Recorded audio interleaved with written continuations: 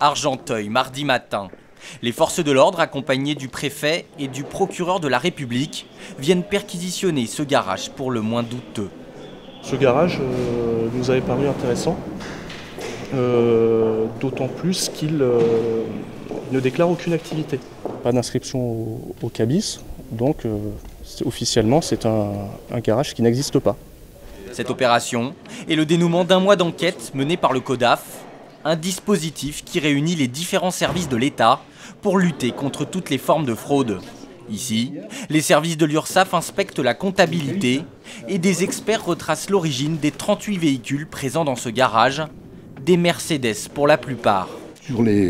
Suivant les types de voitures, on a des numéros, des étiquettes confidentielles, constructeurs, ou la frappe également, la frappe des numéros de série, la frappe à froid sur la carrosserie.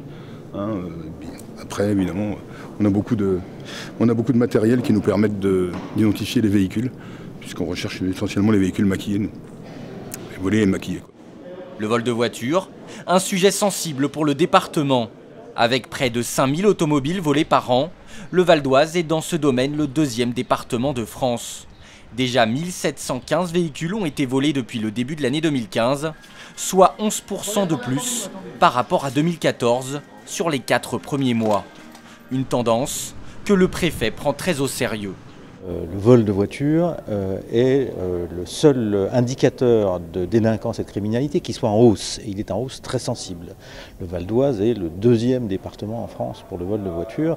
Donc c'est vraiment une priorité d'action pour nous. Et ces vols de voiture sont pour la plupart des vols de bandes organisées qui ne volent pas les véhicules pour s'en servir, mais pour les démonter et pour revendre et parfois exporter les pièces détachées.